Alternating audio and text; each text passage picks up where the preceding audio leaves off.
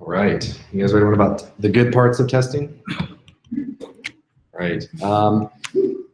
So I had fun putting this together. This is going to be a quick lightning talk, kind of like Brian was saying. So if you guys have any ideas, it can be real simple.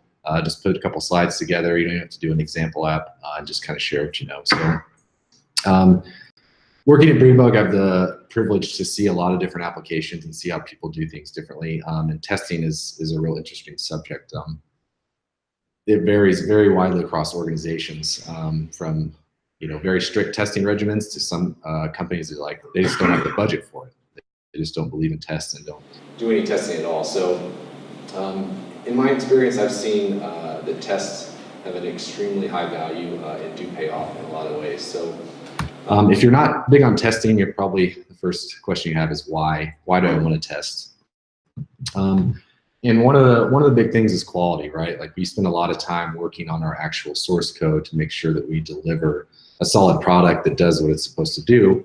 And tests help reinforce that. They're just another metric that we can ensure that the things we're trying to do actually do that and continue to do that over time.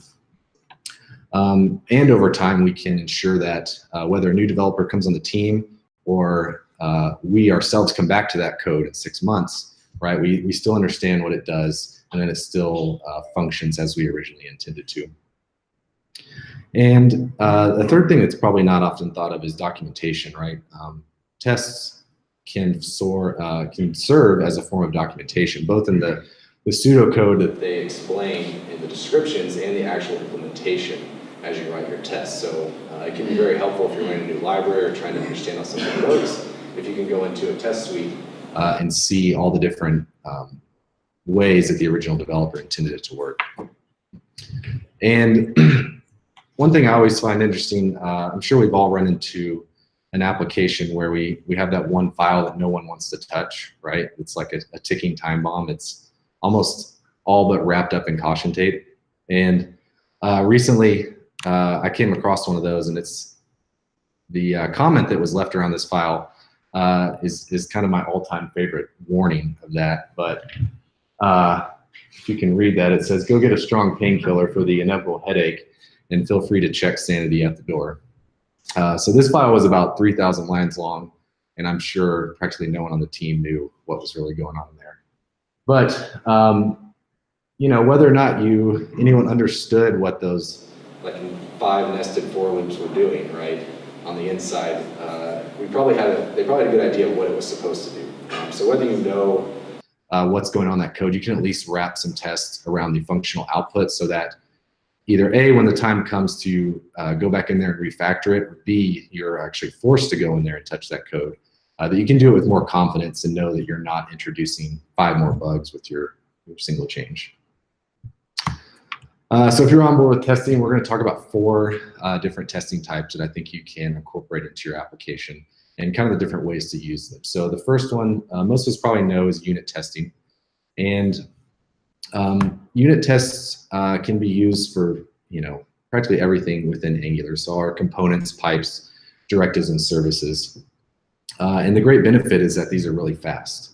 And they stay fast by keeping them isolated and low level. So if you have a root component that has 5 or 6 nested components in it, this may not be the place where you want to actually load all those up in the DOM, test all their interactions.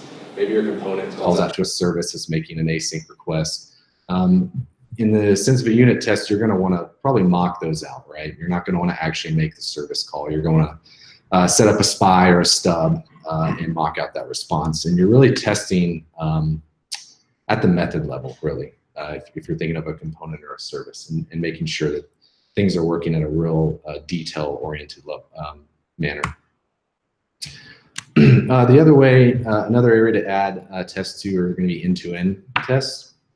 So these are going to be our high-level, kind of really business-critical paths. So this may be login, right? I want to stub out a login flow to make sure before we deploy that still works. Or maybe you have a checkout process or some sort of critical business logic.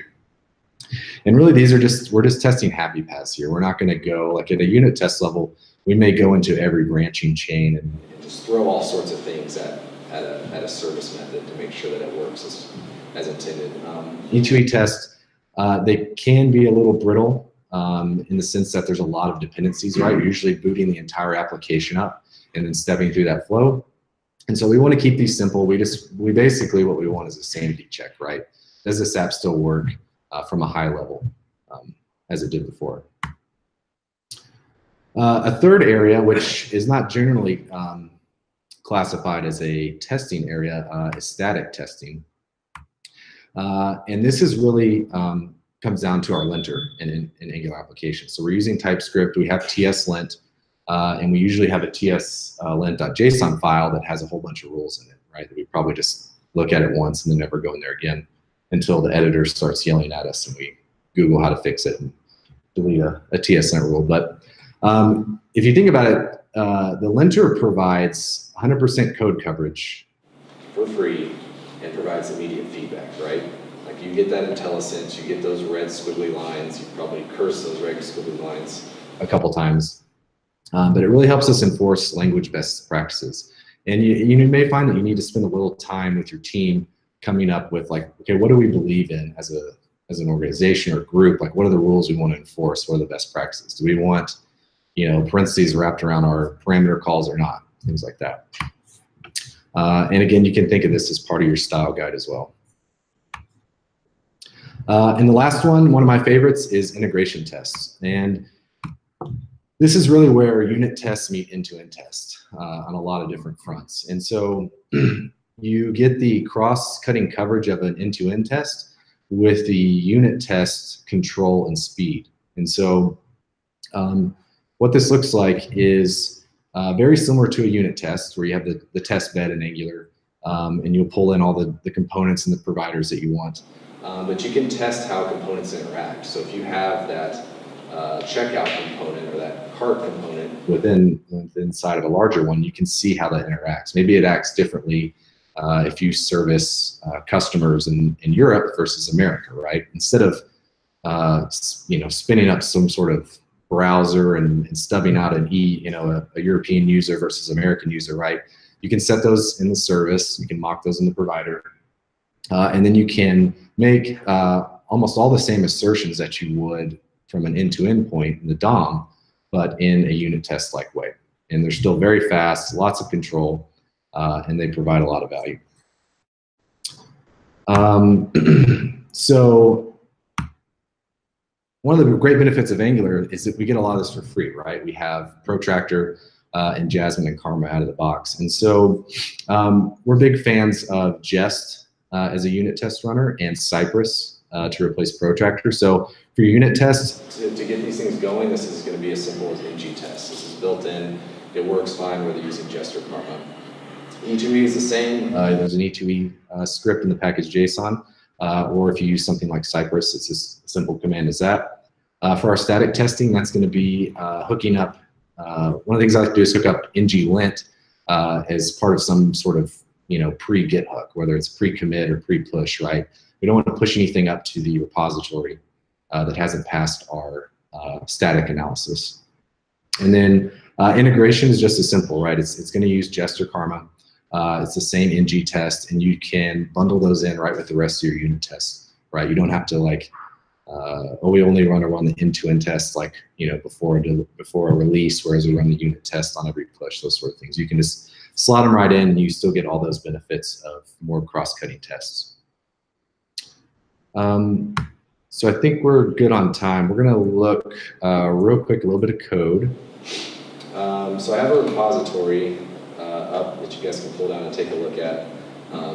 We'll share the links out for the slides, but this is it. It's got links to a demo, but from a high level, spent a lot of time on this. And we basically got two components, right? This pizza and taco orders, and they both reuse this order component here. Very simple counter, right? Yet each one uses it in a slightly different way. Obviously, like when we're on pizzas, we're displaying pizzas. Tacos is tacos. And so I've got, can you guys see that? Okay, let's just look at these one at a time, maybe. There we go. So we're looking at unit tests first. Pretty standard stuff. If you use the NG CLI, you usually get one of these for free. But you have your test bed, and this gives you all the control. And so in a lot of ways, you have to do a little bit more work than you're used to with Angular. Usually you give it something and it just works. Here we have to declare everything that the test needs. So we're testing, if we look at the view for this, we have some elements in here, and then we have this other component, right? This order display. And so if we just put the pizza order component, which is the one we're trying to test in here, Angular is going to yell at us and say, I don't know what this order display is, right? Is this a custom element? Is this something else? So we need to provide a value for that. And one way to do that is to provide a stub. And so just like we would with a normal component, we'd create a class, define any inputs that are on it, and then use our @component decorator and provide the same selector that the regular component has. And then we just pass an empty template. Because in a unit test, we don't care what else is in this pizza component. There could be 50 components in there, right? We're just testing the pizza component. So we create a stub. We call compile components. This is all pretty standard. We basically get a reference or an instance to the component. And then our tests become pretty low level, right? We can set the properties on the component. So this counter just adds 1 to the count property. So I make sure that the counter is 0. I call add 3 times, and then I expect the count to be 3, right? Very low level. It's very contrived in this example here, but if you had a service method or component that was doing a lot of detailed stuff, right, you could just narrow in on that functionality and test only that. Same thing here. We've got remove and a couple other tests. So let's compare that to the integration spec. A lot of similar things here, except now we're actually pulling in that order display component. So we're getting a token for the actual component, and we again call compile. We get a reference to the component, and here's where things start to lean more towards what you would see in a end-to-end test. So the component instance returns the reference to the native element.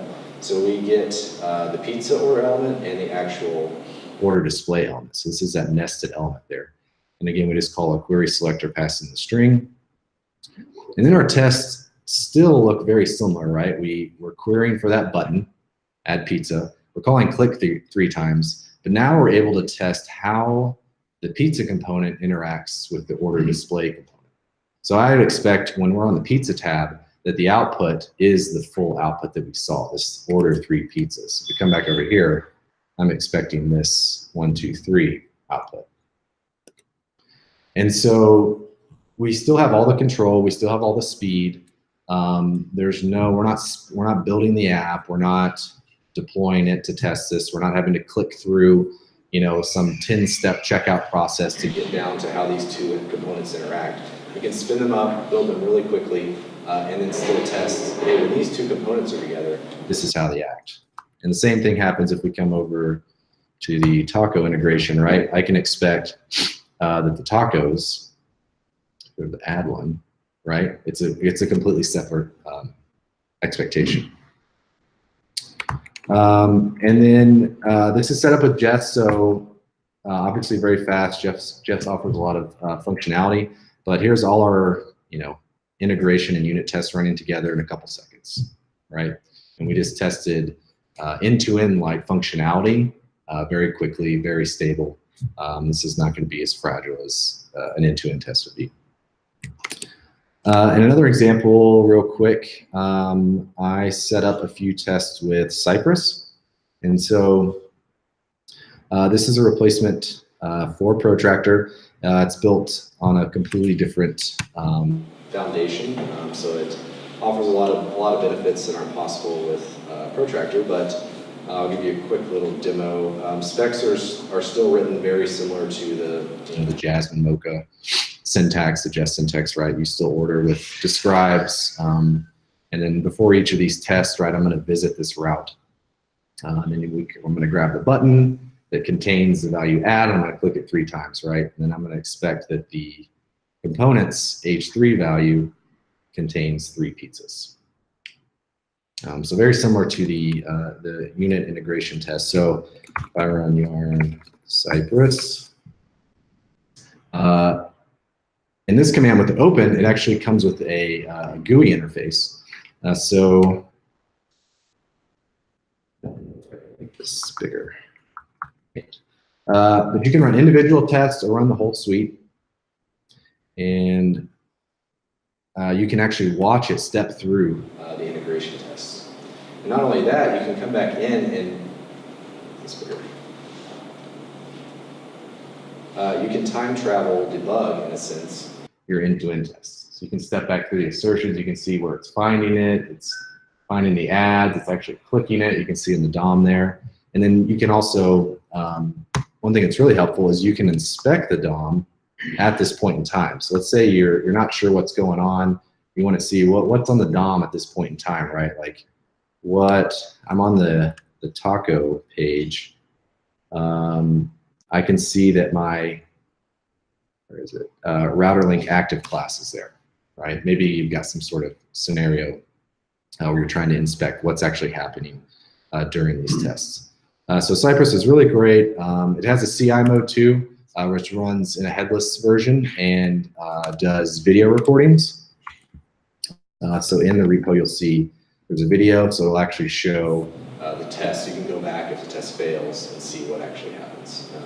And so that's the end of my presentation. Hopefully you guys learned a couple things about tests, and I hope you guys, if you're not writing tests, maybe consider writing a few more, and hopefully leverage each type of test for the strengths that it has, and not just throw them all into one grouping. So, thank you.